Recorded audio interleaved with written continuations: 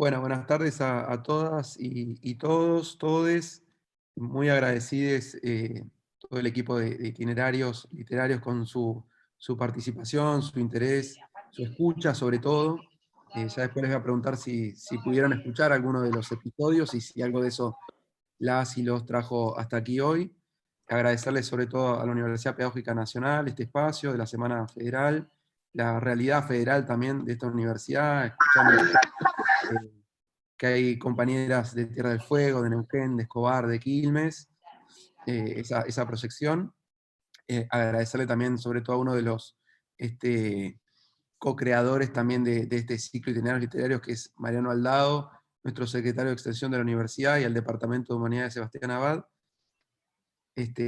por la mesa y haberle dado el empujón a esta idea, que surgió como en vinculación con una materia que me toca dar a mí en la universidad, que se llama Patrimonio Literario y Memoria Cultural, donde pensamos en la literatura más allá de los libros y más allá de aquellos lugares que se pensaron como únicos donde podría circular la literatura. Entonces pensamos las conversaciones como un lugar donde puede circular la literatura, las casas museo de escritoras, escritores, las bibliotecas, múltiples instancias en las cuales ocurre la literatura, ¿no? Y en esas conversaciones fue que surgió esta idea del ciclo, que organizamos junto con Juan Carrique, que es el productor de Itinerarios, y Diego Escliar, que es el editor. Eh, Contarles brevemente que el ciclo tiene 12 episodios. Un poco la idea del ciclo y de lo que invita es a pensar a la literatura como un viaje, y como dice la presentación del programa, ¿no? Como un viaje de ida y muchas vueltas. Esta entendemos que es una de sus vueltas, poder conversar también con ustedes.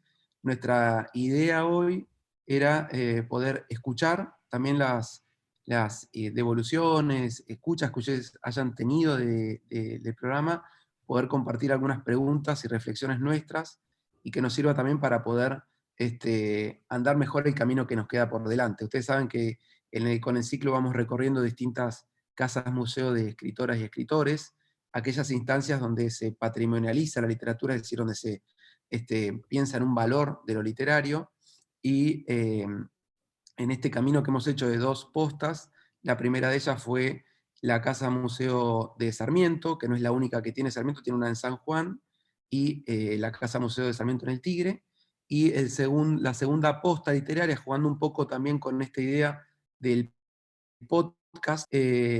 Nosotros pensamos en literatura como postas. La segunda posta fue la Casa Museo Olga Orozco en Toay, provincia de La Pampa. Entonces, bueno, quizá para abrir un poquito la conversación, que es un poco el espíritu que pensamos con Diego y Juan que ocurra hoy, consultarles, preguntarles si tuvieron la posibilidad de escuchar Itinerarios Literarios, el podcast de la universidad.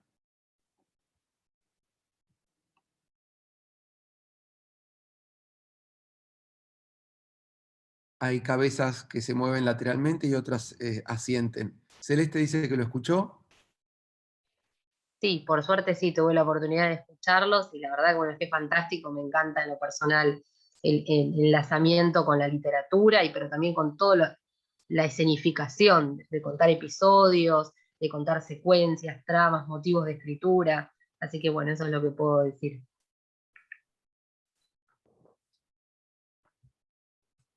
Gracias, Celeste. Decinos cómo, o decime cómo puedo ingresar, cuál es el recorrido para llegar y escuchar lo que Celeste está comentando, que me interesa, por favor. Bien, ahí vamos a compartir entonces el link a través del chat, así ahí les queda. Bien, ahí Juan compartió el link. El podcast, los 2 episodios se pueden escuchar tanto desde la página de la universidad como por Spotify, y hay otras plataformas también donde ya está subido. Así que bueno, ahí en ese link van a encontrar las distintas posibilidades de escucha. No ahora, ¿no? Para después por ahí. Y abriendo un poco también las preguntas, ¿no? Todos saben que es un podcast. ¿Han escuchado? Acá tenemos un gran creador de podcast, no solo este, sino en otros, que es Diego Escliar, que durante muchos años viene llevando un programa que se llama La Mar en Coche, que también recomendamos escuchar. No sé si, Diego, nos querés contar un poquito qué es un podcast para aquellas y aquellos que no saben qué es, o si podemos tratar de pensar un poquito en eso.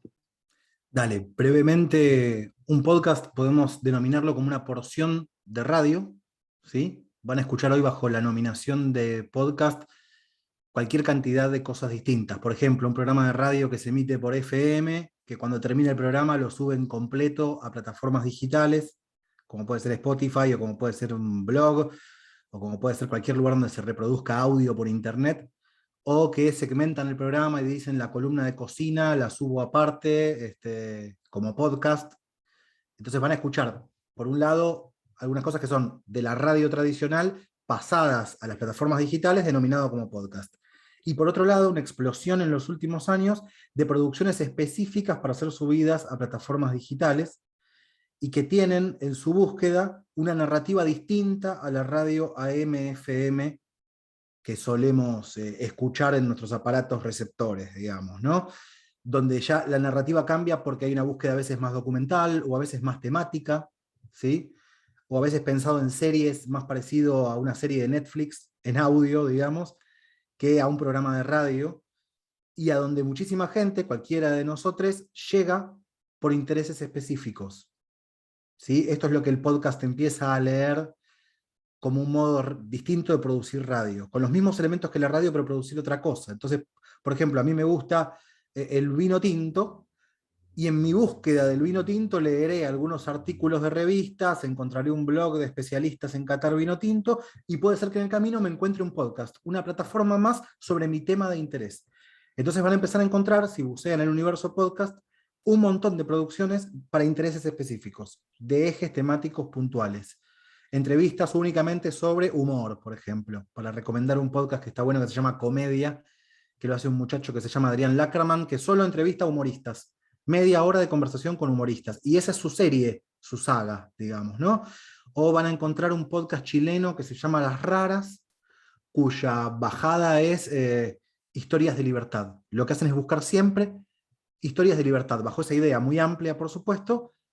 Van desarrollando capítulos, episodios, con una periodicidad que puede ir cambiando. Puede haber temporadas de un episodio por semana, puede haber temporadas mensuales. Todavía es un mundo tan en explosión, tan en expansión, que no hay una manera de producirlo, digamos. Algunos producen todas las semanas, otros producen uno por mes, algunos producen 3 capítulos y cerraron la temporada. Entonces van a encontrar como todo eso. A veces producciones en serie sobre ejes temáticos puntuales, y a veces cachos de radio, porciones de radio, FM, AM, subidos a internet, también denominados como podcast. No es mi rol decir qué me parece más podcast o menos podcast en un momento de expansión. Para mí lo mejor es recibirlo. Si hay una democratización de la herramienta, y teniendo internet y algunos elementos básicos para la producción de piezas de audio y la capacidad de subirlo a internet, bienvenido que a eso lo llamemos podcast. Después cada quien evaluará si hay narrativas mejores o peores, si hay formatos más atractivos o menos atractivos, pero en principio vamos a llamar podcast a toda porción de audio digitalizada y subida a una plataforma. Después, solo doy un pasito más, a mí me interesan aquellos, y a nosotros nos está interesando mucho en Itinerarios Literarios, indagar a fondo en las herramientas que siempre tuvo el lenguaje radiofónico para narrar de mejor manera. La democratización hizo que hoy, con un teléfono celular, me pongo a grabar solo en mi casa, o grabo una conversación telefónica con un amigo, la subo a internet, tengo un podcast, perfecto, viva.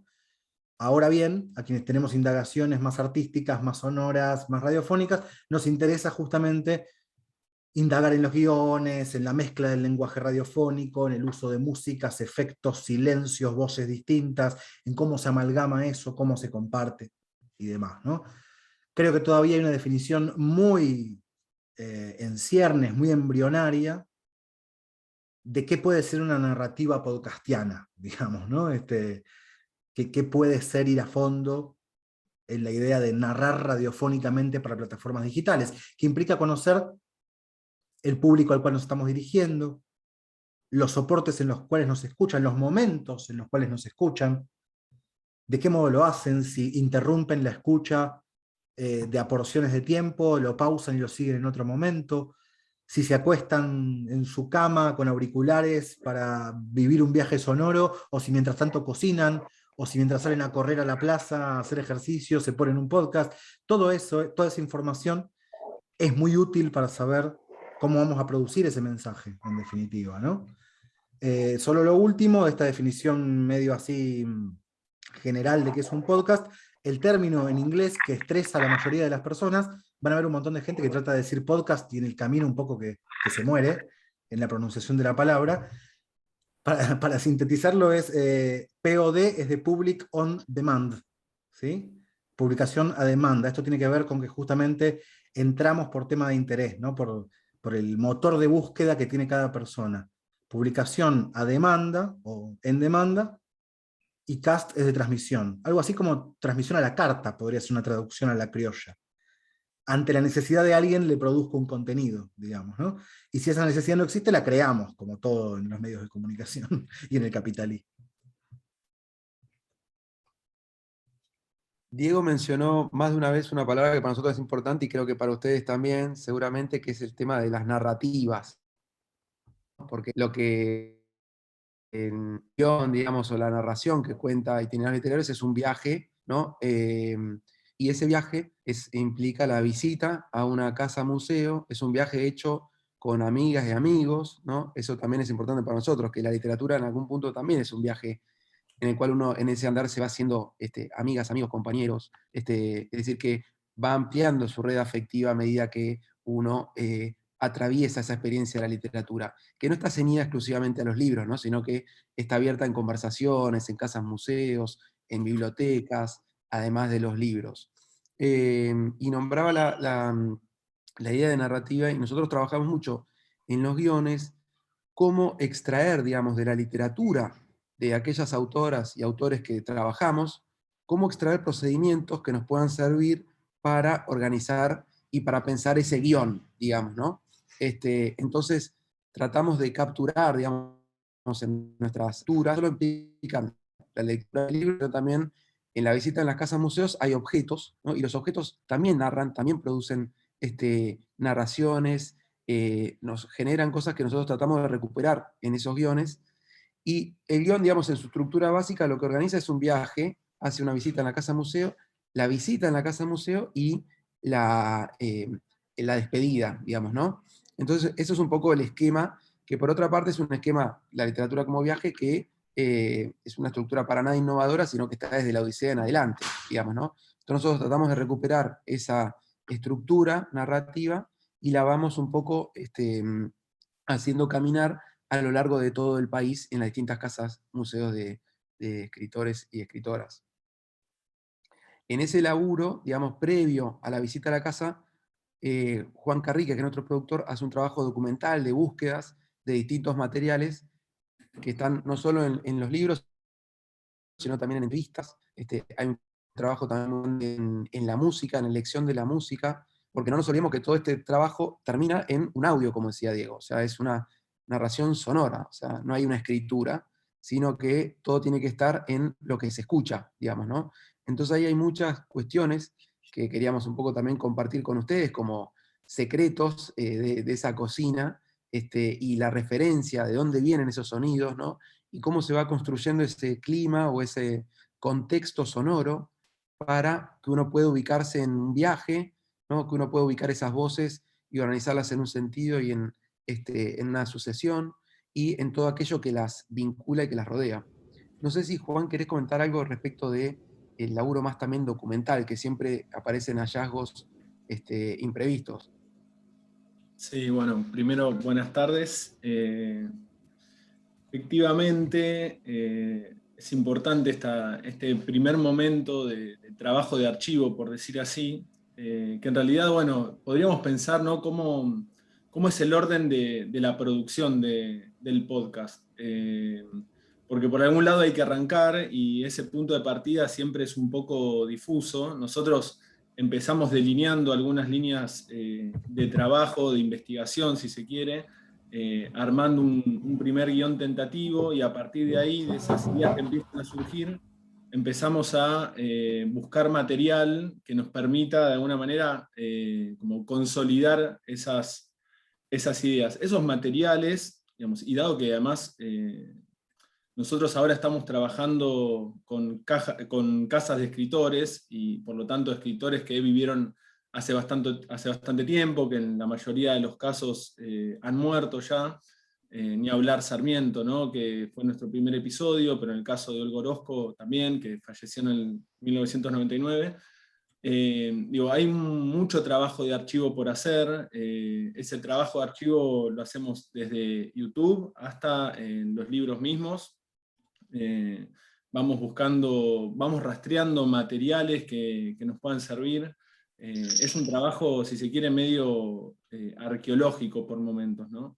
Y ahí también vamos marcando como cuáles son nuestra intención en relación a lo que queremos contar, ¿no? Porque hay muchísimo material y hay que hacer una selección. Quizás un buen ejemplo para ilustrar esto es, y que tiene también que ver con nuestros gustos personales, digamos, hay cuestiones muy arbitrarias acá todo el tiempo, ¿no? Pero en el episodio de Olga Orozco, que es una poeta pampeana, que como decíamos nació en Toay en 1920, que quizás es una poeta que no tuvo el mismo reconocimiento que otros poetas, ya sea varones o poetas mujeres, como por ejemplo Pizarnik, de quien fue, curiosamente, su maestra, su mentora, podríamos decir. De Olga Orozco empezamos a buscar materiales y de pronto encontramos que Rosario Blefari, que es una música, no sé si la conocen, una música, cantante, actriz, una artista en resumen, no solamente había trabajado en la Casa Museo de Olga Orozco, sino también que había musicalizado sus poemas. Eso fue un hallazgo rarísimo porque apareció en un video de YouTube que tenía, creo que 80 vistas, una cosa por el estilo, estaba perdidísimo en ese mar inmenso, y de pronto...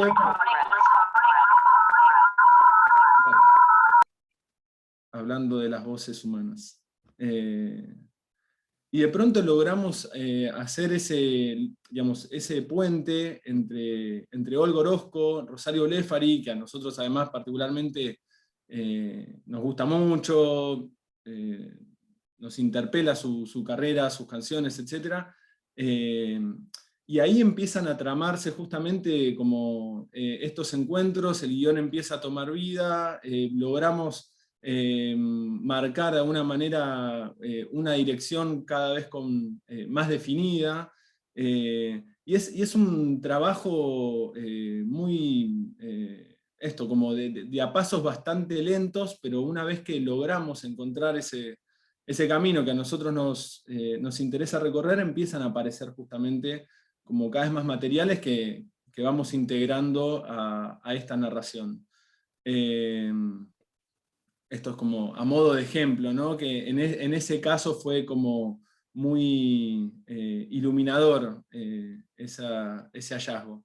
Pero bueno, por otro lado, constantemente también tenemos que estar haciendo lectura de los textos fuentes, ¿no? En este caso de Olga Orozco, de sus poemas, escribió alguna que otra autobiografía. Ni hablar de Sarmiento, el caso de Sarmiento fue un desafío también enorme por la desmesura que representa su producción escrita, y porque justamente no contamos con, hablando de las voces, con la voz de Sarmiento, no contamos con comentaristas directos, gente que lo conoció, que estuvo ahí. Tenemos que justamente empezar a recurrir a textos, a iniciar esa investigación que nos remite ya al siglo XIX, o a un trabajo que tenemos que ir mucho tiempo hacia atrás. Así que bueno, es como muy amplio ese trabajo de archivo e investigación, pero es, creo yo, junto con estas primeras puntas que tiramos del guión, el momento inicial para empezar a darle forma a lo que después va a terminar materializándose como ese episodio cerrado, ¿no? Sí, en esto que dice Juan, sumo que se da una cosa muy linda que nos pasa como equipo reciente, porque aparte nos conocimos más a partir de la producción de esto, digamos. O sea, yo a Juan lo conocí, por ejemplo, produciendo estos podcasts, Con Marcos nos conocemos un poco más por otros trabajos, pero nunca en este código, que es como conocerse de nuevo también. Y una cosa como muy interesante que fuimos descubriendo es que hay una conjunción en la manera de producir que puede tener tanto la planificación exhaustiva, el detalle, lo academicista, si se quiere, el rigor académico en algunas cosas, con una puerta, una ventana abierta al delirio y la improvisación. Y eso nos está dando un muy buen resultado. Dejar que una parte fluya y que otra se encauce, digamos, ¿no? Cuando Marcos y Juan empiezan el trabajo de producción, de guión y demás, la sensación es que abren una compuerta infinita, que para mí es desesperante como editor, porque hacemos todo un proceso compartido de trabajo a través de Google Drive y de documentos compartidos. Entonces yo voy viendo el proceso mientras espero que decante, ¿no? En un punto, como el minero que está, el minero manual, no el megaminero extractivista, veo un poco cómo están ahí con la red, digamos, con el tamiz, esperando que quede algo de oro, pero ese proceso tarda, y a veces yo lo veo en los drives abiertos, y abren y abren y abren, y leen, y hacen anotaciones, y ponen links de videos, y se va para un lado, se va para el otro, aparece una entrevistada, graban algunas cosas con una entrevistada, y yo ahí esperando que aparezca el oro, digamos, ¿no? Que me digan, esta es la pepita, dale, dale para adelante, pulila y sale a la cancha. Y eso es muy lindo como proceso de laburo también, porque tiene mucho de planificación, mucho de método y mucho de delirio. Y esto también después ocurre en las instancias de edición, donde no sabemos del todo qué estamos haciendo hasta que lo estamos haciendo. Es como de algún modo lo que pasa con... ¿Vieron la noción más filosófica o poética del vacío? ¿No? Un gran profesor que tuve de literatura, Luis Gruz, que falleció hace poco, me decía que el vacío no era el todo, digamos, no era como todas las posibilidades en el todo o en la nada, sino que siempre había un marco al vacío, había una red. Y esa red era uno, eran los conceptos y los criterios de uno para tratar de pescar algo. Y lo de la pesca no es menor, porque es un poco lo que ocurre con las redes de pesca, que son esa mezcla de vacío y borde, ¿no? O sea, ¿qué produce el operativo de tener el objetivo de la pesca? Esa mezcla de el hilo con la nada, ¿no? El vacío con el nudo, con la red. Entonces un poco lo que nos ocurre es eso, nosotros tenemos algunos hilos, algunas redes y muchos vacíos. Entonces, y vamos viendo qué decanta. Y yo a veces me pongo a editar y si bien tengo un guión y sé a dónde tengo que ir y sé cuáles son los objetivos, no es que los chicos me entregan a mí, por ejemplo, un guión definitivo con la música que va de fondo ante determinado testimonio o el efecto que tengo que usar. Ahí está abierto a la creación. Ellos tuvieron su parte de juego creativo con el guión, yo tengo mi parte creativa con el sonido después, y no tengo claridad de qué estoy buscando. Entonces ahí, en la mezcla de la planificación, tengo que dejar entrar algo del azar, algo del intuitivo. No es un azar que es lo mismo que cualquier cosa. Siempre lo azaroso es con las redes que tenemos, ¿no? Que salimos a pescar en el azar. Y ahí a veces pasan cosas rarísimas, que yo se las cuento a los chicos mientras estoy editando, que con lo que contaba Juan de Rosario Blefari, por ejemplo, cuando estoy poniendo ese fragmento de audio del video que contaba Juan, que tiene 80 vistas, donde ella musicaliza un poema de Olga Orozco, yo mientras lo escuchaba decía qué bien le quedaría una hamaca desvencijada a esto al final. Le voy a poner en la mezcla final del sonido una suerte de hamaca desvencijada sonando, una cadena oxidada. Y mientras escucho la canción y estoy buscando eso en mi archivo de sonidos, veo que la canción ya tiene un efecto muy parecido en su original.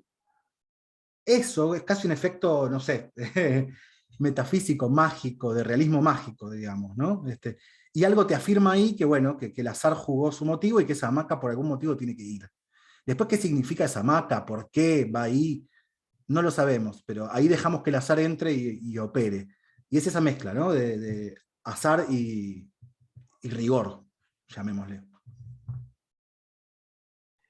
Sí, vos lo habías nombrado como una horoscopiada, Diego, a eso que te pasó porque un poco estaba en Olga Orozco toda esta instancia más la cartomancia, las piedras, ¿no? Y bueno, nuestro objetivo es siempre tratar de dejarnos afectar por esos materiales, esa escritora o ese escritor encontrando en función de cómo vea una forma narrativa, digamos, ¿no? O sea, no le imponemos algo y también tratamos siempre de ser fieles a eso porque en general ya hay mucho dicho y escrito sobre estas escritoras y escritores. Entonces, siempre nuestro desafío está en, bueno, ¿qué vamos a aportar nosotros?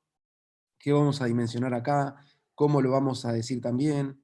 Juancito decía algo muy importante, decía que en el caso de, por ejemplo, de Sarmiento no tenemos registro de su voz, porque la grabación de las voces y el sonido, digamos, no existía en el siglo XIX. Entonces, quiero decir, todo lo grabado empieza en el siglo XX. Entonces, digo, la historia de lo grabado es mucho menor a todo lo que se produjo.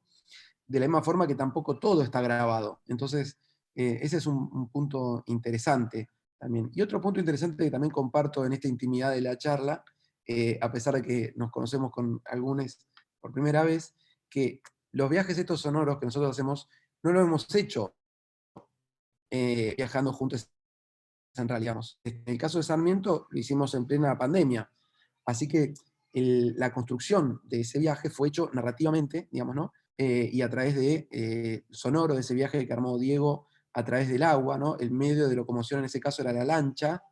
En el caso de Olga Orozco fue el colectivo, el bondi, ¿no? Que para que no lo escuchen aparece todo al principio toda la terminal de Retiro. Hay algo para mí muy interesante y que es un poco un objetivo también del ciclo de sacar el capital y la capital de capital, digamos, ¿no? Cuando nosotros nos vamos a La Pampa, a Toay, la idea es un poco salir, ¿no? Y abrir un viaje y descentrar un poco el mapa de la literatura argentina desde la capital, poder romper esa instancia y abrirla, abrir ese juego, ¿no? Diego mencionaba el otro día algo, dice, Marco, siempre siento en los guiones que hay un momento en el cual el narrador se pierde, digamos, ¿no? Y es una instancia en la cual incluye todo viaje, digamos, una instancia donde aquel que está realmente entregado al viaje y a la búsqueda se pierde, se extravía, y eso es lo que habilita el encuentro con algo. En muchos casos los encuentros, si se fijan, son hallazgos quizás de algo, de un detalle, de algo menor, digamos, ¿no? Diego traía la metáfora de la red, momentos donde pasamos la costura y donde algo tiramos y se arma un punto, digamos, ¿no? En el caso de Juan contaba Rosario Blefari. Bueno, Rosario Blefari había ido a Santa Rosa, que está ahí cerquita de Toay, ¿no? Porque el papá vivía ahí, y ella fue a acompañar al padre que estaba mal, y terminó falleciendo ella. Pero ella antes había dado talleres ahí en el Museo de la Casa Olga Orozco, y donde uno ahí encuentra, digamos, en esas conversaciones, en esos viajes, que hay un entramado más grande en el cual participa esa literatura, ¿no? En el caso, por ejemplo, de Olga Orozco, ella compra, no lo compró ella, sino a través de la donación de su biblioteca, logra que el gobierno local compre donde ella había nacido, que se transforma en una casa museo, ¿no? Ella fue la primera gestora de ese espacio donando su biblioteca. Pero ahora estamos trabajando en el tercer episodio, que es sobre Manuel Puig, ¿no? El viaje sigue en General Villegas, en Coronel Vallejos. La casa de Manuel Puig, bueno, no pertenece a la familia de Manuel, sino que pertenece a Patricia Barguero, que es la bibliotecaria, fue la bibliotecaria de General Villegas durante muchos años, fanática de Puig, que con un crédito del Banco Provincia termina comprando la casa. La familia de Puig tuvo distintas casas en el pueblo, ella compró esta y las demás fueron derribadas, digamos, ¿no? Es decir, ese patrimonio de la casa de Manuel Puig no está más, digamos, ¿no? Y no está más porque no hubo una instancia ni de un autor que fue a tratar de recuperar esa instancia, pues justamente el pueblo de Puig, conocerán la historia de las primeras novelas de Puig, la novela que se llevó a cine, Boquitas Pintadas, se pasaba en el pueblo cerquita, pues no estaba prohibida pasarla en Villegas. Entonces, pero el patrimonio, digamos, de Puig sigue siendo cuidado, digamos, ahora por esta amante fanática de Puig y quienes la acompañan, ¿no? Que compró la casa de Manuel Puig, ¿no? Entonces, para nosotros también es importante ver de qué forma podemos nosotros ampliar, generar más apropiaciones de ese valor literario, de esa literatura, abrir otras maneras de ingresar, ¿no? Porque un desafío que tenemos nosotros, acá Diana Blanco dice, escritora pampeana, estudió la vida ahora, sí. Gabriela comenta, para nosotros el desafío también como universidad pedagógica es generar también un material que sea también utilizable por docentes, no solo de la universidad pedagógica que participan en cada episodio, siempre invitamos a docentes de nuestra casa, también docentes de otras universidades, de escuelas, ¿no? Estudiantes, que quieran tener como otro vínculo con estas y estos autores. Sí, hay algo también de, volviendo al lenguaje radiofónico y a los géneros y formatos más habituales de la radio, que a mí me parece como lindo e interesante de lo que estamos indagando, que es como generar un formato transgénero, digamos, no es la biografía del autor o de la autora, no es el análisis literario de su obra, no es la mera descripción de la casa museo, y no es tampoco una suerte de ficción creada a partir de una biografía real, pero es un poco de todo eso. Quien no conoce a Olga Orozco algo va a conocer, pero no es una biografía exhaustiva de Olga Orozco, no es un homenaje, no es un documental. Tiene elementos de todo eso, pero lo que pasa es un monstruo de nuevo tipo, digamos. Me parece que lo que nos está pasando es que se genera un monstruo raro, que es una pieza en sí, ¿no? Es una producción en sí donde hay un Sarmiento, una Olga Orozco. No es la oficial, no es rigurosamente su historia, no es nada más que una porción de la historia, no es que es Sarmiento y el tigre y nada más. En algún momento por la ventana puede entrar una cosa que nos lleva para otro lado, ¿no? Como un hilo del río que nos lleva un rato para otra parte. Y a mí eso me da como una impresión linda de cierta, que el podcast lo permite, el lenguaje sonoro lo permite, que es cierta idea de infinitud, de lo infinito que puede tener esta producción, porque te da la sensación de que podría seguir cualquier hilacho de río que se te abre en la narración e irte a cualquier parte, digamos, ¿no? Que obviamente no abrimos todos, por ahí agarrás un rato el brazo y volvés después al tronco principal, pero la sensación que tal vez se genera en quien escucha es que uno se podría ir para cualquier lado y seguir la historia, que es un recurso muy lindo también narrativo. Hay una película muy mala, pero que tiene ese recurso muy bien utilizado, que es ¿Y tu mamá también?, una película mexicana. Tal vez la vieron, ¿no? Que está Gael García Bernal, otro chico que no me acuerdo el nombre, así de su misma generación, que hacen un viaje buscando la boca del cielo, una playa perdida, y logran irse como con una especie de prima grande, una especie de aventura sexual, de iniciación sexual de los chicos con esa mujer. Es mala la peli, para mi gusto, pero tiene ese recurso narrativo muy bueno de que al ser medio road movie, parecido a lo nuestro del viaje, van por la ruta principal y de repente la narración de la película se detiene y una voz en off, que es de uno de los chicos más grande, quien narra, muestra algo que pasa en la banquina de la ruta. Es como que se detiene la narración en la que va la película, te muestra algo que pasa al costado y dice, ¿ven ese grupo de indígenas que están ahí? Están protestando porque ta, ta, ta, ta, ta, ta. Si el auto de la historia hubiese pasado 5 minutos después, hubiese visto que un camión embestía a esa señora que está ahí. Pero esa no es la historia. Pum, vuelve a la ruta principal y vuelve al camino de la narración que había tomado desde el comienzo. Ese recurso te da la idea de infinitud, de que todo lo que mires de cerca puede ser interesante, que todo puede ser una película, todo puede ser un podcast, todo puede ser un documental, ¿no? Poder mostrar las ramificaciones, aunque no agarres todas, convidar esa sensación de, che, cualquier cosa que mire más o menos de cerca se vuelve alucinante.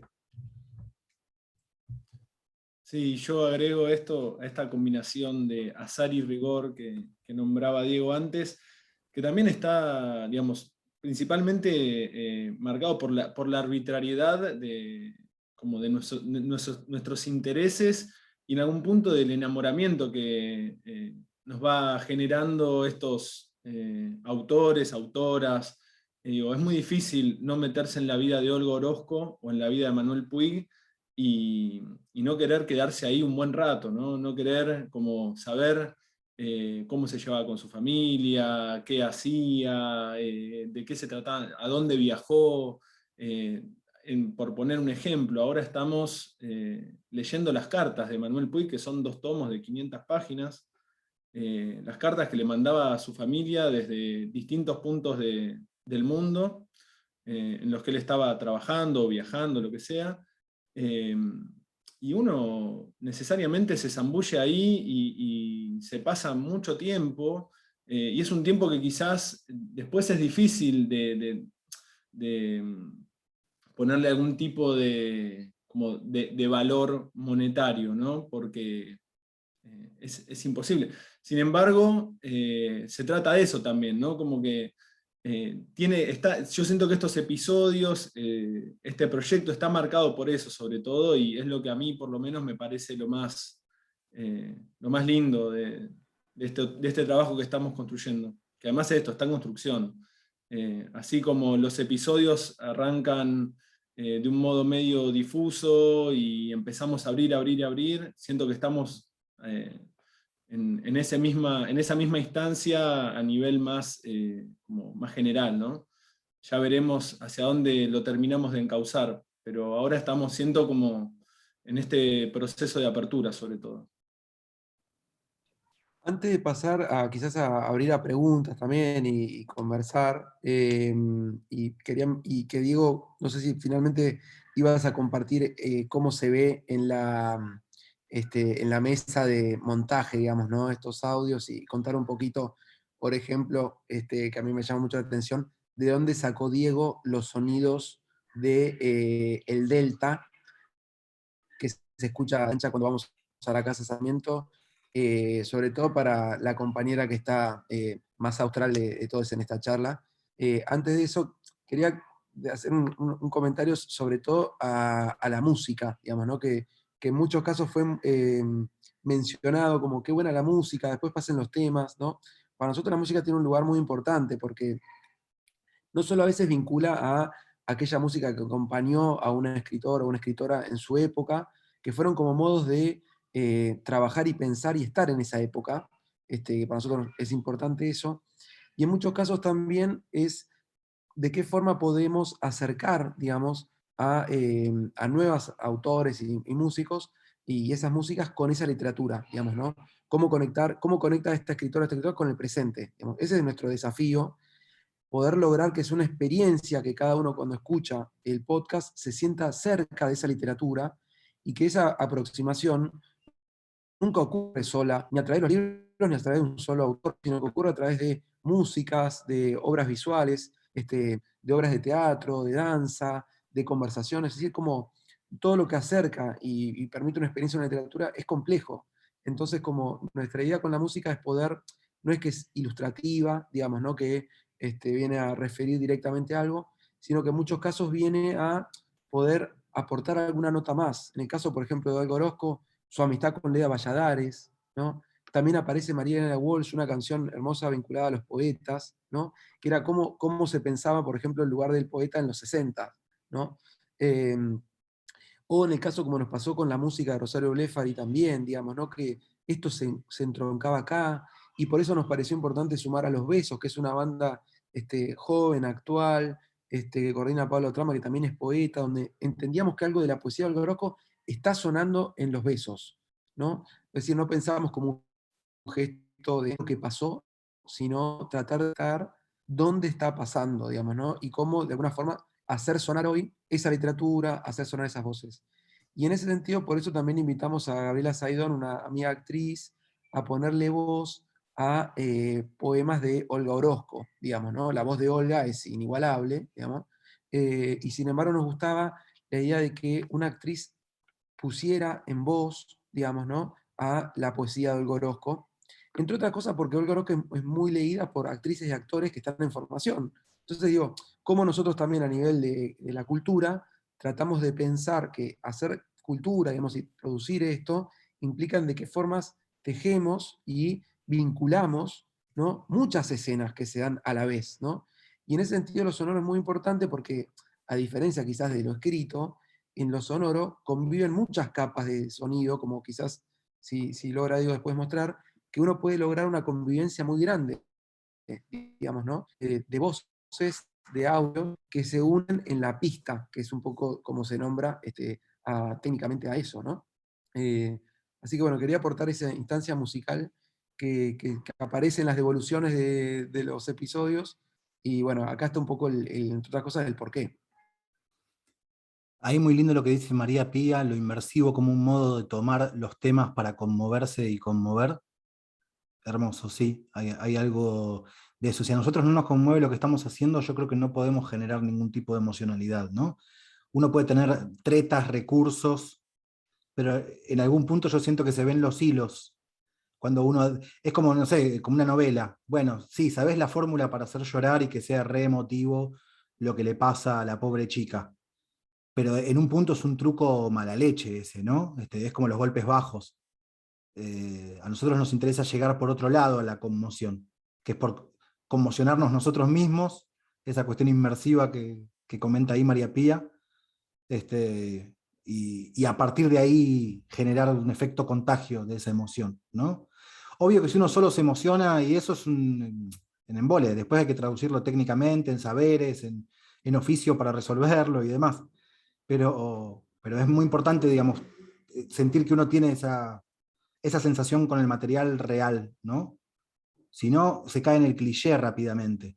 Ah, bueno, viene una parte emocionante, voy a poner una música en tonalidades menores que en un momento vaya a la cuarta ascendente y eso hace que los cuerpos se eleven y después caigan.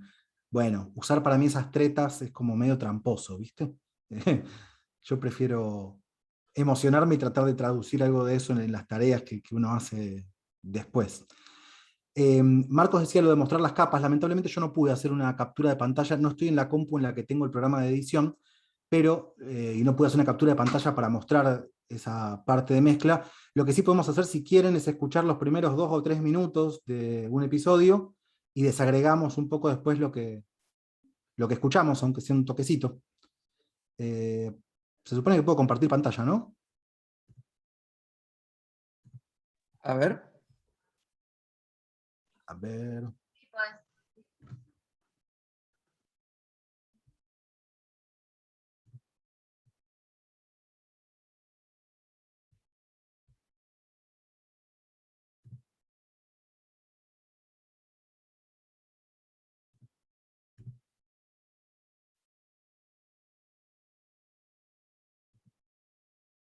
Ahí voy, ¿eh?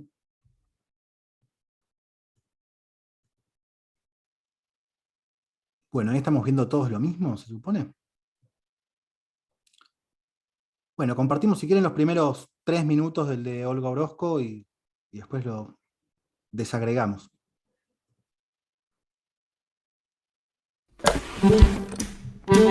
La literatura es un viaje de ida y muchas vueltas. Itinerarios literarios, un podcast de postas literarias de la Universidad Pedagógica Nacional para irnos de viaje por la literatura argentina. Conducido por Marcos Perarnau.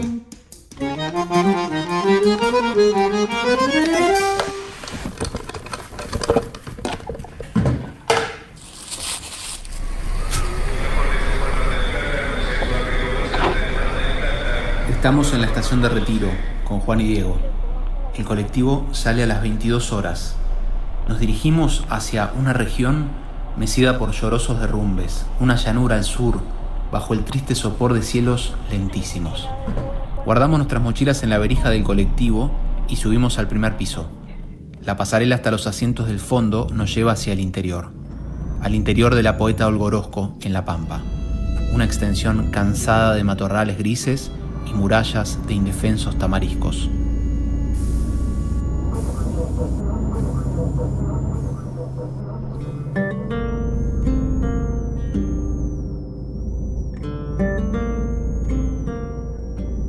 Abro el libro de su poesía reunida, publicado por la editorial Adriana Hidalgo. La luz rebotada de los postes de la calle cae en las páginas en fogonazos desparejos. Olga escribe como en un laboratorio fotográfico, pienso, donde se revela el negativo de lo visible.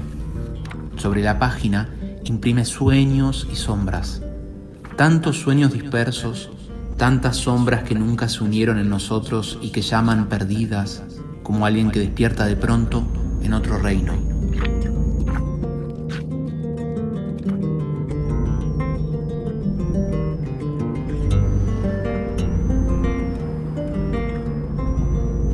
El colectivo de 2 pisos avanza en la noche hacia el oeste, por la ruta 5. Las manos del viento lo arrastran en el aire como un sarcófago. El aire acondicionado empaña el vidrio de las ventanillas y nos devuelve un reflejo coloreado y desmembrado de nosotros.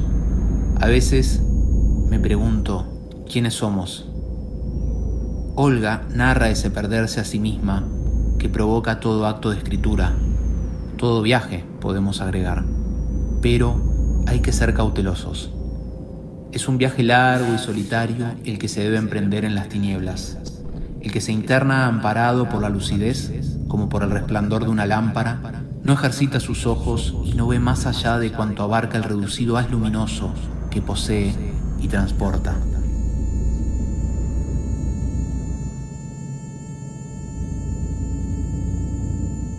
Emigremos, entonces, con Olga Orozco, desde lo más callado de nosotras hacia otro reino, un pasaje hacia la noche, ahora, hacia ese otro lado que las puertas y los muros custodian, donde nuestros pasos se dividen en dos y no vuelven a coincidir. Solo hay fragmentos, partes desprendidas de Dios en forma de tiniebla. Estoy soñando.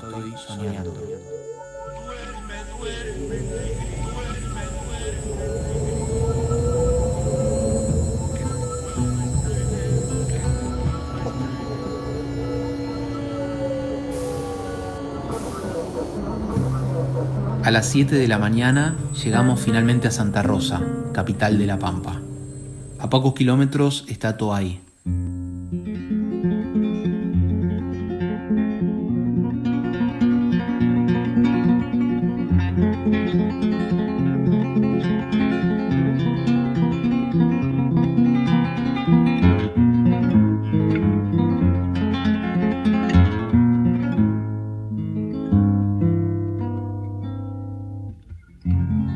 La casa museo.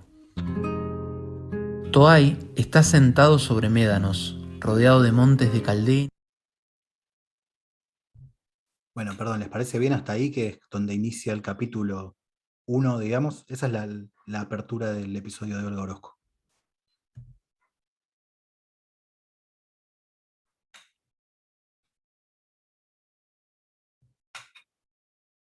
Bien. Muy impresionante todo lo que genera en este mundo en que la imagen gobierna todo y que de pronto podamos meternos para adentro y encontrar las imágenes adentro, ¿no? Eso fue maravilloso. Gracias, Margarita.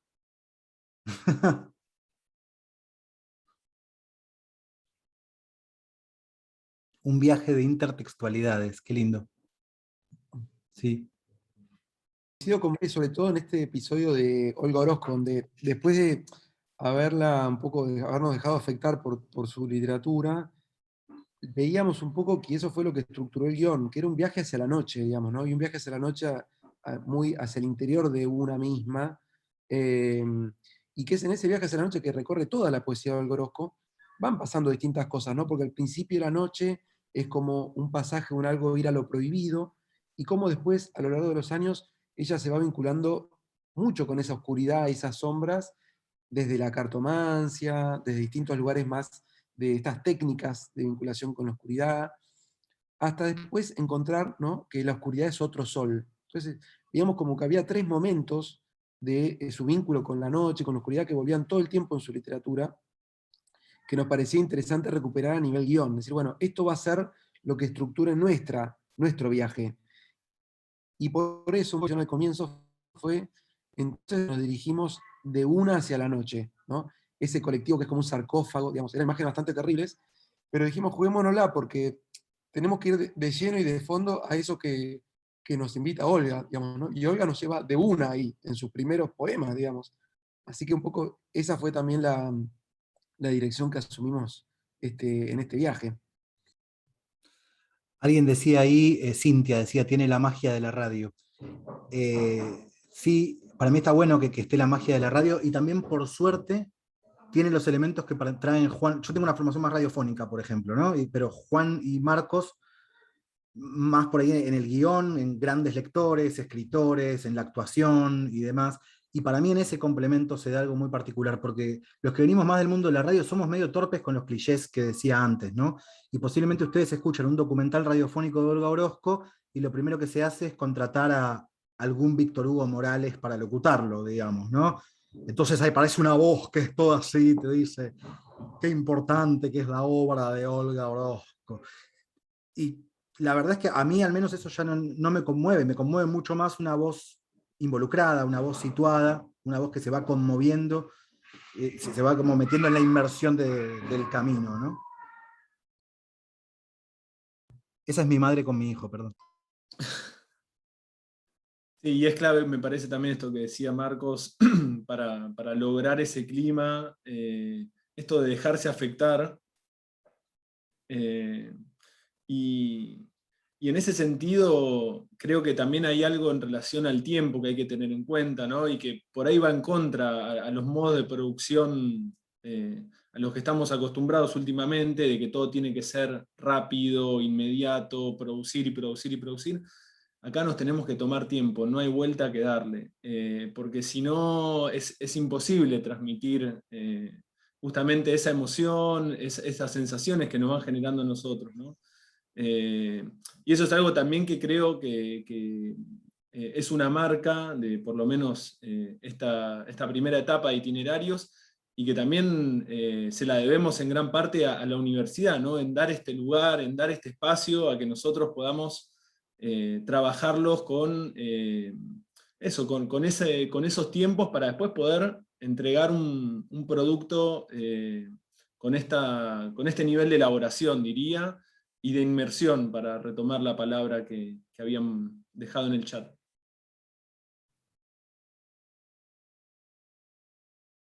Acá Gustavo, perdón, dice, hola, soy Miriam Basualdo, me encantó la estrategia pensando en aplicarla en la literatura de terror. La magia de imaginar lo que transmite la voz con todos sus matices, silencios, la música, efectos sonoros.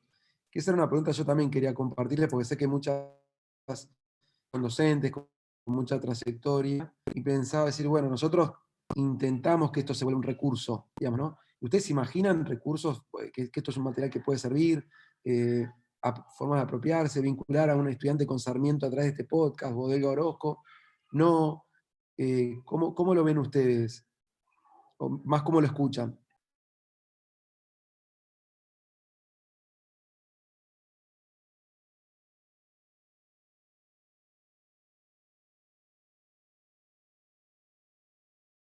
Porque, convengamos, ¿no? ¿A cuántas y cuántos de nosotros la literatura no empezó con un relato que nos contaba o nuestra madre, padre, abuela, abuelo, hermano, tío? Es decir, la literatura, ¿en quién no empezó a través de los oídos? ¿No? ¿Y por qué vamos a desestimar ese primer vínculo con la literatura? Precisamente es lo que dice Olga Orozco respecto de los cuentos que le contaba a su abuela antes de irse a dormir, así que es así. Qué lindo lo que dice Lorena también. Me sentí obligada a cerrar los ojos, dejarme llevar. Interesante recurso para trabajar con los chicos. Bueno, ahí está como la herramienta pedagógica que decíamos, que también nos interesa que pueda servir en ese sentido, y que se pueda tomar el podcast como un material muy plausible para el trabajo en las aulas desde ya. Es muy hermoso todo lo que se puede hacer. Alguien preguntaba por las duraciones. La verdad que eso depende de la narración en la que se esté, ¿no? Si uno logra estar haciendo una narrativa que la lleva bien, que va generando climas distintos, que te invita a seguir y demás, puede ser larguísimo. Después hay convenciones que dicen que los podcasts no deberían durar más de 45 minutos, pero después pueden encontrar documentales sonoros de 3 horas, podcasts de 3 minutos. La verdad es lo que les pide el material, ¿no? O sea, no hacer que la técnica o que el formato esté antes de lo que se quiere contar. Primero es qué quiero contar, y cuando empiezo a indagar, veo a dónde me lleva esa duración, qué efectos necesito y demás, ¿no? ¿Qué programas se podrían utilizar para editar podcast? Buena pregunta también. Hay uno libre que se llama Audacity. Ahí lo voy a escribir en el chat. Digo, de descarga libre para que lo puedan indagar.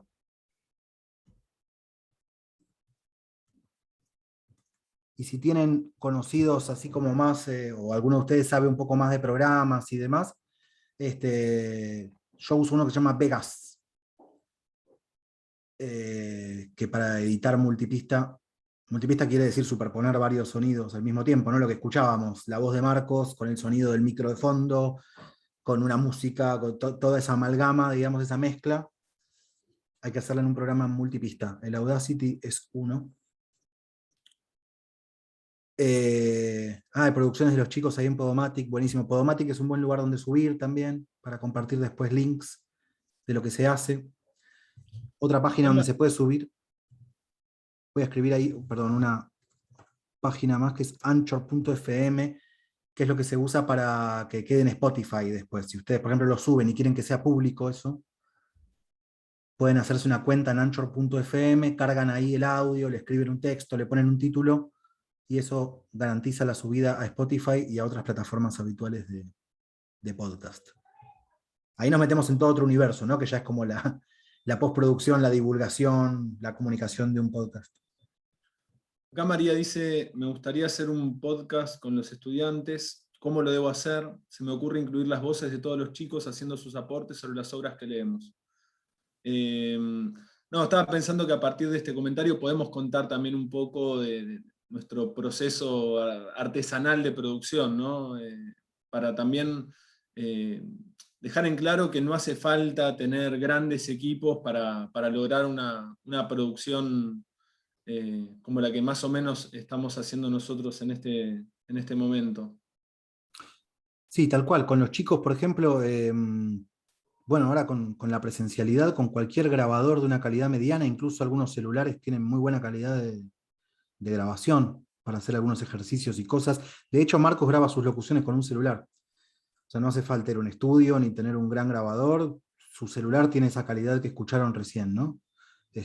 Muchos teléfonos tienen cada vez mejores equipos para eso.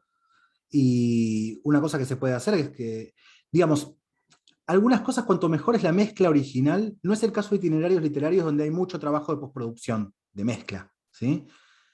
Pero siempre cuanto mejor es la toma original, cuanto más hacemos la mezcla en vivo de la situación, menos trabajo necesitamos después en un programa multipista, que hay que aprender a usarlo, que lleva un desafío, lleva un tiempo. Entonces, si con los chicos ustedes generan, por ejemplo, una buena ronda, donde el ambiente es el propio ambiente de recreo de una escuela, por ejemplo, y en esa escuela suenan pajaritos que se escuchan de fondo, y hay algo de la acústica que ya tienen las escuelas en su reverberancia y todo, y los chicos están a buena distancia de micrófono, y ya hacen casi como un bloque en vivo de radio, eso ya es casi un producto premezclado, digamos, ¿no? Después lo que hay que hacer en términos de edición es muy poco, porque ahí lo que importa es el contenido, seguramente. Ahí lo que ustedes van a querer comunicar es los chicos contando algo de sus lecturas de cuentos, o los chicos contando sus sueños. Entonces después le podemos meter un montón de efectos, un montón de mayonesa al asunto. Pero que la mayonesa no tape, que el árbol no tape el bosque, sería que la mayonesa no tape el sándwich. ¿Qué estamos queriendo contar? ¿Queremos que se escuchen las voces de los chicos hablando de cómo entendieron o cuáles son sus interpretaciones de un cuento que compartimos? Bueno, prevalezcamos esas voces, no metamos mucha decoración, ¿no? A mí me pasa por otro proyecto que compartimos con Marcos, que también trabajamos en una universidad que funciona dentro de una cárcel, y yo coordino los talleres de radio ahí, ¿no? Y si bien a veces nos metemos en mezclar los programas de radio con muchos efectos y mucha cosa, ahí lo importante es el testimonio de personas privadas de libertad que estudian en una universidad. El peso es esa voz ya tiene textura, ya tiene un montón de información adosada, con decir que estás transmitiendo dentro de una cárcel, ya hay una carga emotiva, una predisposición del oído a esa información, sabiendo de dónde se generó, que bueno, ya cuenta con toda esa carga. ¿Hace falta que yo le ponga efecto de candado? ¿Hace falta que se escuche la reja? No, ya está. Lo que me importa ahí es escuchar la voz de ellos. A mí me parece que con los pibes puede pasar lo mismo, ¿no? Con los pibes, las pibas, lis pibis, puede pasar lo mismo. No hace falta meterse en un gran camino de mezcla. Traten de hacer tomas lo mejor posibles en su origen y después con algunas pequeñas herramientas ya van a estar contando de una linda manera, ¿no? Sí, y para mí es clave también estar como pendiente, ¿no? Pendiente de los sonidos que nos rodean. Yo por lo menos desde hace un tiempo tengo el grabador del celular listo para activarlo en cualquier situación, en un café, en la calle, en una charla con amigos. Después no les cuento, a veces sí, pero bueno.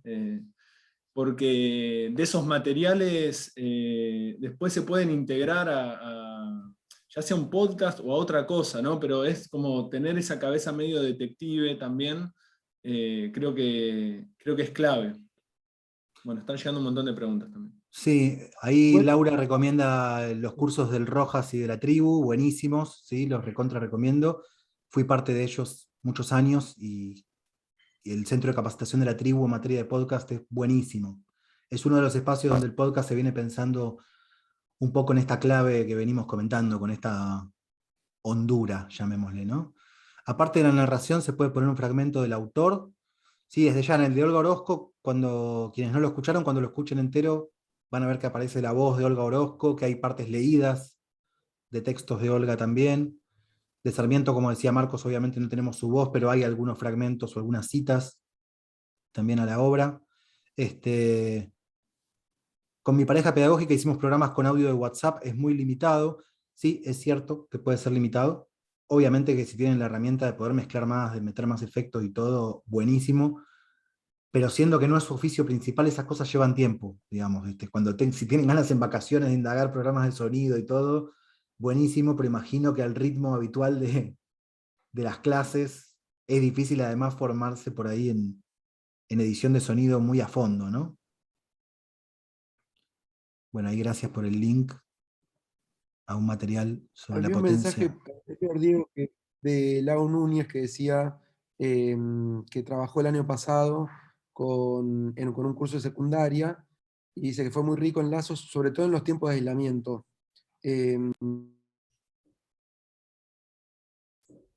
El podcast en este último tiempo, como creo que Margarita creo que lo mencionó, ¿no? Como esta saturación de imágenes, ¿no? Y la necesidad de descansar de las imágenes ganó mucho lugar, lo sonoro.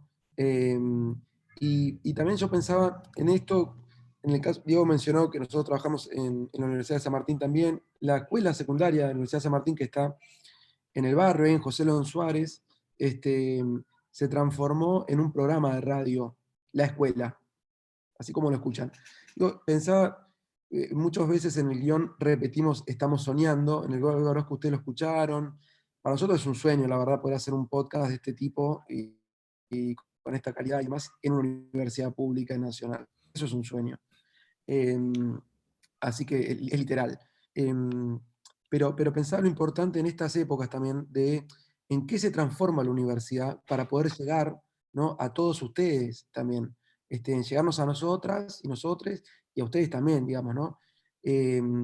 Diego decía, bueno, ¿en qué género será esto que hacemos? Es una crónica, hay entrevistas, hay biografía, hay relato de los objetos, hay preguntas.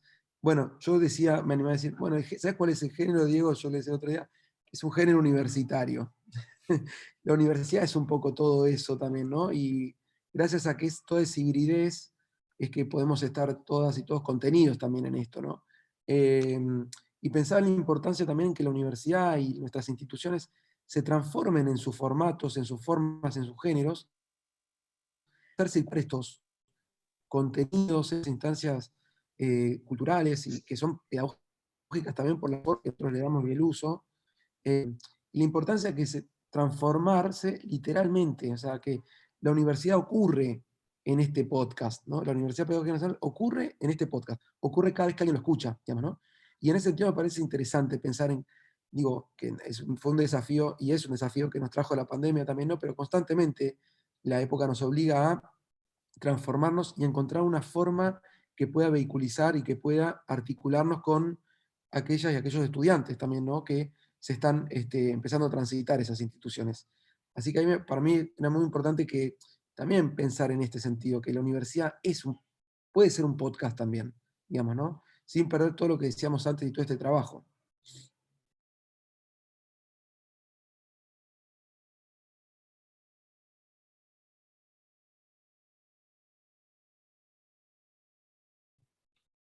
Sí, buenísimo. Ahí también lo que dice Lau con respecto a que el podcast puede ser muy bueno para lo interdisciplinario, ¿no?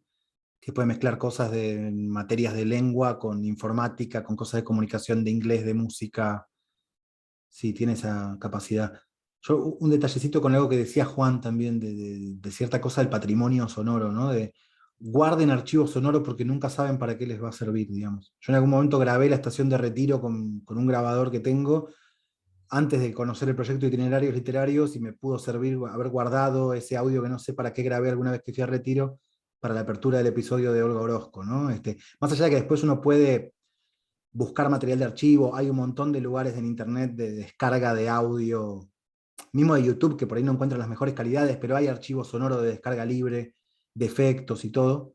Pero si van armando también como un reservorio propio, está buenísimo, una especie de reservorio aural, porque nunca saben para qué se va a usar ese sonido que les gustó. Está bueno empezar a archivar esas cosas y después van decantando en otras, ¿no? Y también para quienes se metan un poco en el camino de la mezcla, de indagar en la mezcla de sonidos, van a encontrar algo que un poco lo charlábamos con Juan y con Marcos, viendo de qué conversar con ustedes acá, que es que en la mezcla los sonidos no ocupan su lugar habitual. Por ejemplo, si yo le ponía a la apertura de Olga Orozco un sonido de micro, me pasó que probé un sonido de micro y algo no pasaba, no estaba bien. Porque claro, estaba poniendo un sonido de micro desde afuera. El efecto que estaba poniendo era un sonido de micro tomado como desde la ruta, digamos, ¿no? Y lo que estaba pasando es que nosotros habíamos subido en la narración arriba del micro. Entonces yo necesitaba un sonido, no estaba acompañando bien el relato de Marcos, tenía que ser un sonido desde adentro del micro. Y bueno, y ahí hay caminos insólitos, porque te das cuenta que, primero que es difícil de conseguir un sonido de interior de micro, me podría haber tomado un micro unos minutos y grabarlo, pero tiene que ser una larga distancia, no es lo mismo que subirte al bondi que pasa por la esquina de tu casa, es la ruta de noche, es muy específico ese audio. Y por ahí te termina sirviendo una mezcla de viento comprimido con no sé qué, y terminás generando un sonido que no existía, ¿no? Hay como una creación ahí sonora para producir. Y después encontré, por ejemplo, que, cosas raras, ¿no? De los caminos que se abren. Un prototipo de Chevalier, la empresa Chevalier, por ejemplo, tenía una página de internet donde mostraban sus nuevos modelos de micro con simuladores de viaje en el micro.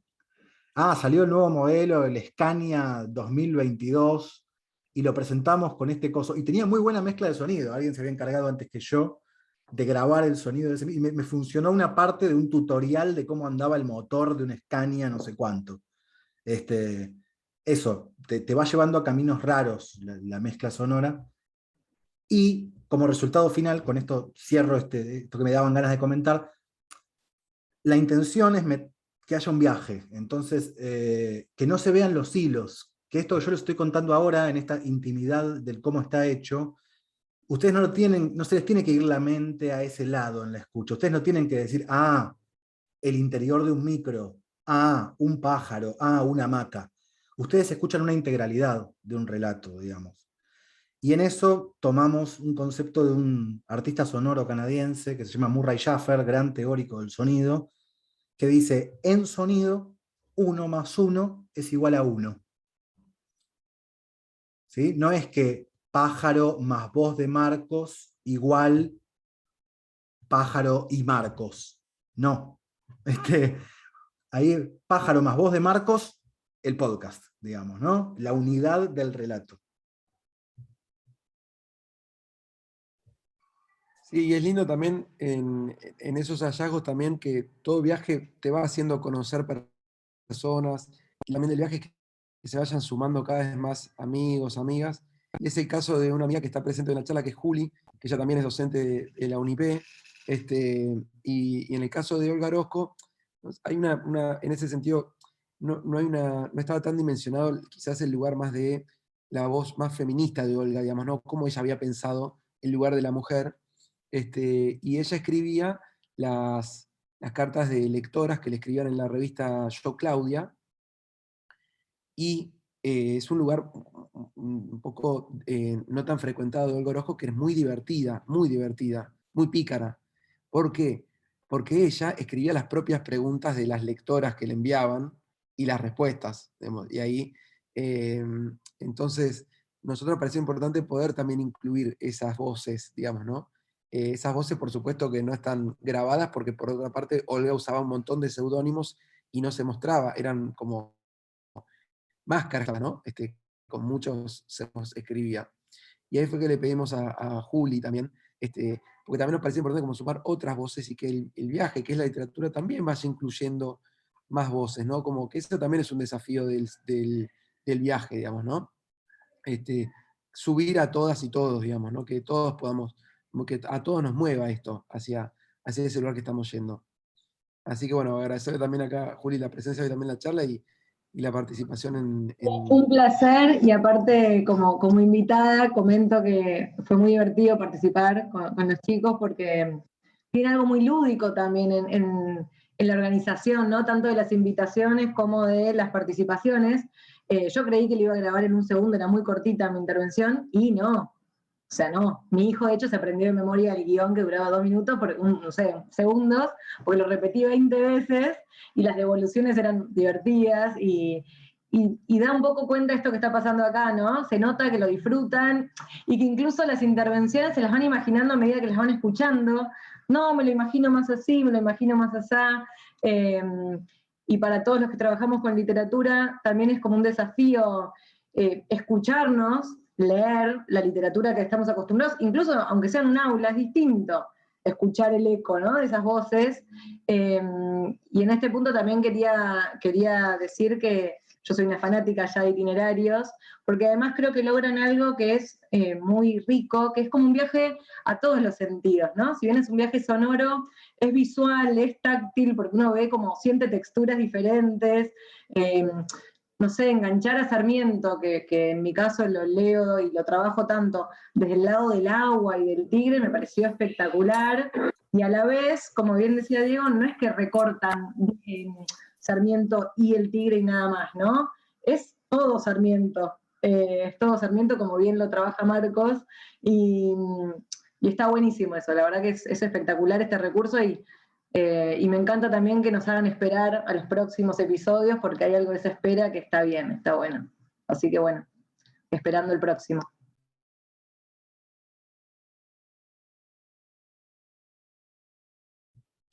El agua de Sarmiento en el podcast no es agua del Tigre, debo confesar.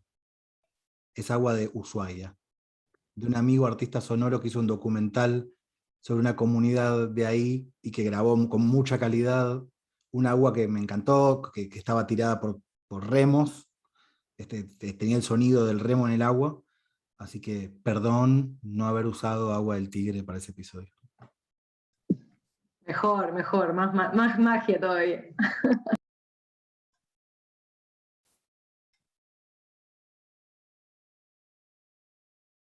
Bien, bueno, yo no sé si hay algún otro comentario. Marcos, nos estaban Aprovechen. preguntando quiénes eran los próximos escritores y escritoras las próximas casas que íbamos a visitar. Te cedo la palabra. Comentamos que estamos trabajando ya, estuvimos con la casa de Manuel Puig, en la casa de Patricia.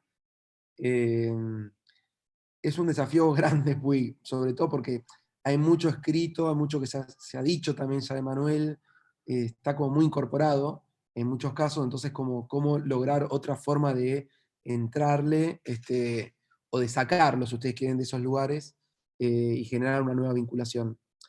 Tenemos un material muy bueno, entre otras cosas, porque bueno, tenemos testimonios de Patricia, a quien visitamos en la casa.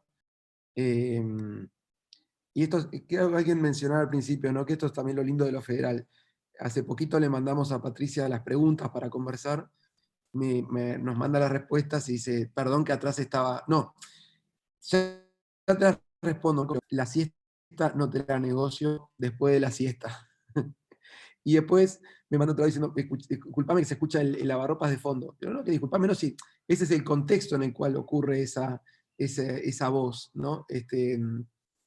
Y bueno, así que con el de Manuel Puig estamos ya entrando en una etapa más final, así que esperemos que en agosto o principios de septiembre ya lo puedan escuchar al audio. Y la idea es eso, seguir en distintas casas, museos de escritores y escritores. No sé si a ustedes se les ocurre alguna y les gustaría que visitemos alguna en particular.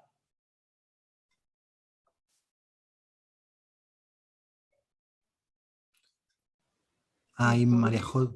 Sí, perdón, Podría Gustavo. ser la de Ezequiel Martínez Estrada en Bahía Blanca, ¿no? Sí.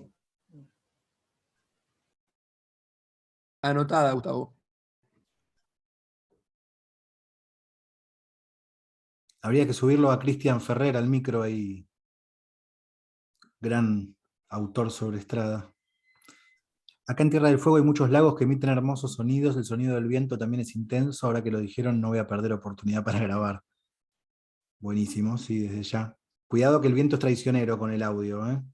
Conseguite un peluchito, si no tenés un peluchito profesional, ponele una media, algo arriba, porque te satura el micrófono enseguida.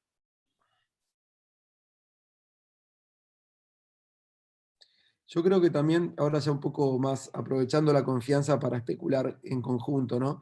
Que también el aislamiento, en esto que mencionaba antes Margarita, de la saturación de las imágenes, yo creo que hay algo del audio que fue muy necesario porque nos toca el sonido cuando lo escuchamos, ¿no? A diferencia de una imagen que también nos llegan, pero el sonido nos toca de una forma distinta, digamos. Las voces, digamos, se inscriben mucho, y uno puede recordar perfectamente voces de docentes que uno tuvo, ¿no? Que generaron esa vinculación con materiales que después fueron nuestra pasión, y por eso quizás nos dedicamos a la enseñanza después. Entonces, cuánto de la voz, digamos, y del audio es casi más determinante, por ejemplo, para enamorarse de una persona que una imagen, digamos, ¿no? Yo tengo la teoría personal de que uno se enamora de la voz antes que de la imagen. Entonces digo, ¿por qué no empezamos a pensar en este recurso? Si uno transmite, digamos, como docente, el amor hacia algo, digamos, cómo no dimensionarlo y no pensarlo también, ¿no? Y no usarlo más, siendo tan clave y determinante.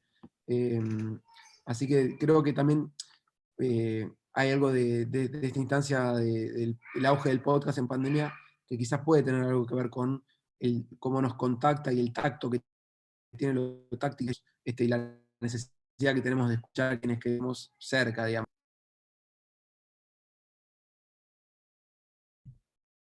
Bueno, gracias a Gaby ahí que también cuenta que están haciendo podcast con cuentos y que los sumaron como un estante a la biblioteca digital en la biblioteca popular. Buenísimo. Sí, hay una posibilidad de producir a distancia con el podcast que es bellísima, de que viaje mucho más fácil lo que producimos, ¿no? También.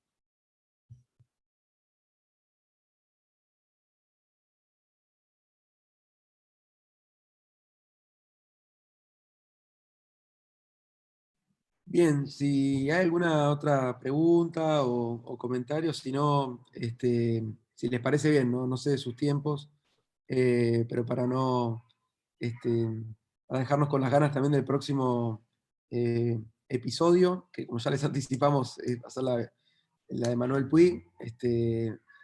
Hay como 90 canciones que vamos a tener que decidir para utilizarlo. Quizás también hasta compartir directamente esa lista para que la puedan escuchar completa, porque vincula y nos rodea con el universo queer. Y bueno, agradecerles mucho la participación, su presencia, su escucha, sus comentarios también, su interés, que para nosotros es muy lindo poder saber que del otro lado están todos ustedes también, que llega hacia algún lugar este podcast. Y bueno, encontrarnos quizás en una próxima escucha a través del episodio.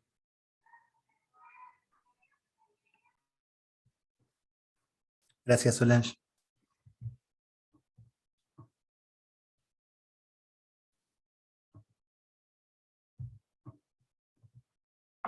Muchas gracias a todos y a todas por los comentarios, por las buenas ondas, y también quería decirles por nuestra parte que ante cualquier consulta o necesidad nos pueden contactar también. Yo creo que esta es la gracia también de que el proyecto forme parte de la universidad, me parece que está para que se genere esa ida y vuelta, así que bueno, abiertos para cualquier intercambio.